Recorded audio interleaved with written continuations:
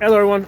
One of my viewers asked me to talk about the different locking systems on pistols. Okay, so when we're talking about a locking system, okay, we're talking about a mechanism to ensure that the bullet leaves the barrel before the breech opens, right? Before the slide starts moving back. Okay, so the most common that you will find is the tilt barrel design. So if I lock this gun open, right, you will see that the barrel is slightly pointed up, okay, and that's because if you notice back over here, you see how when I open it up, the barrel drops over here, and then when I close it, it comes up and it locks into place. So this area right here is where the locking action occurs, okay, and what that does is it basically slows down the action just enough for the bullet to leave the barrel. Okay, so this is the tilt barrel design. Now there's three other designs that are somewhat common. Okay, so let's talk about the straight blowback, which is very commonly found on 22s, and this has no locking. There's no lock on this, right? So there's no locking.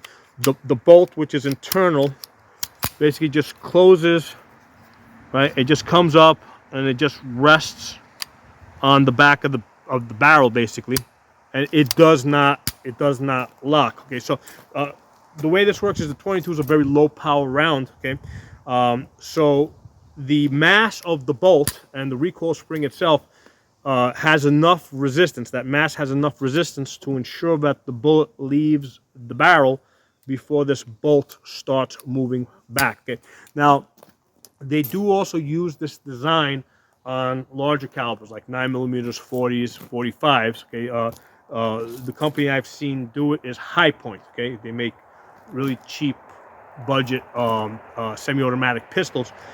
So the way they accomplish it, right, without using a locking system, okay, without having to use this more expensive tilt barrel design, what they do is they just use a heavier slide. So if you look at the slides on the High Point pistols, they are very big and bulky, and the guns are heavy, right? So that bulky slide is there by design. The mass of that slide is what slows down the slide long enough for the bullet to exit the barrel. Okay, so there's multiple ways that we can accomplish the same thing, right? We can either introduce some type of a locking system, or we can just introduce more mass on the slide to slow it down and keep it from coming back until the bullet has left the barrel. Okay, so another design that is out there and has been used. This is the Beretta 92, which was used for a long time by the U.S. military when they used it to call it the M9. So this is a very common gun.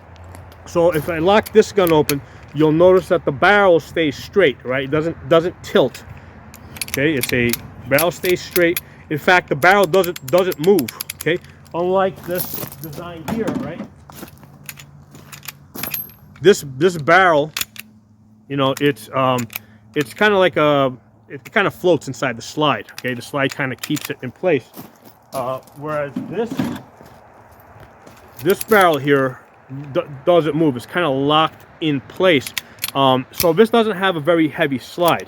Okay, doesn't have a heavy slide. In fact, this slide is very open over here. So the thing that slows this down is it has a locking block, and if you look over here, there's these two little prongs on either side that come up. Right, they almost look like two hooks. I mean, they don't actually hook, but they kind of look like two hooks that come up. Right, these two prongs are up. This is, let's say, the back of the barrel here. So this creates extra resistance, so that the barrel has to push back. Right, it has to push back, and there's extra resistance there, and that's what slows down the slide from moving back until the bullet has left the barrel. Okay, so the Beretta basically they have a locking block, and I kind of call them like two hooks that come up, and that's what slows down the slide action from moving. Okay, the other type of design that I've come across, also Beretta. This is the Beretta PX4 Storm.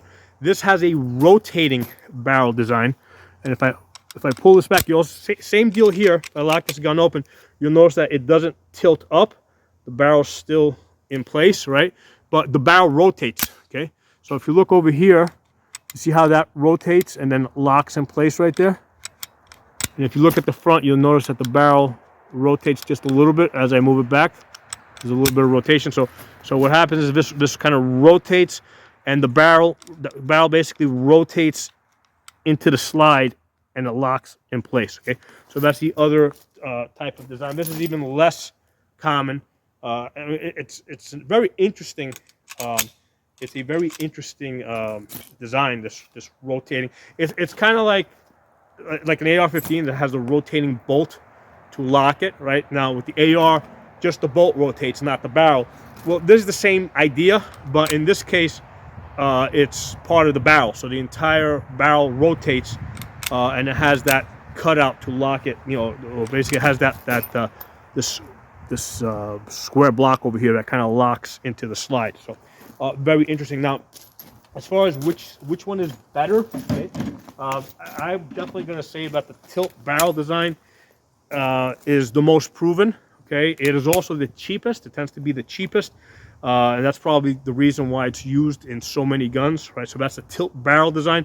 So if you've never paid attention to it before, notice that when you lock the gun open, it points up, and then when you close it, it basically comes up and it locks into place here. And one of the good things about this design, unless you've got some type of lightning cuts on the slide, it's very closed, right? So if you basically if you drop sand or put this in the mud or whatever, it's a very closed design. It's very hard for dirt to get in there. Okay, it can, but it's a lot harder compared to the Beretta design,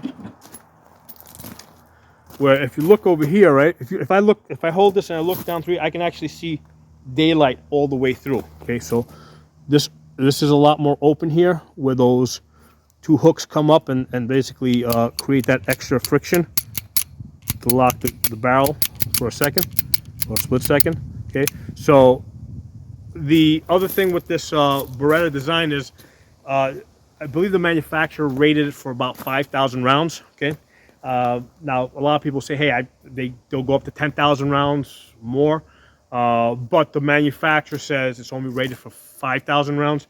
A lot of people said that when the military was using the Beretta 92 or the M9 as they called it, they didn't maintain the guns. They just ran them until they wouldn't work anymore. They wouldn't change the locking block when they were supposed to, and that's why one of the reasons why they had reliability issues. It wouldn't change the locking block, wouldn't change all the other parts that needed to be changed.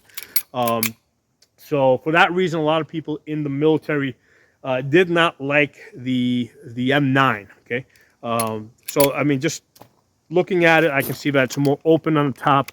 I can see that yeah, dirt and sand are more prone to getting into that locking area. Now, the reason why I've come to not like this in practice is because of the way the safety is over here.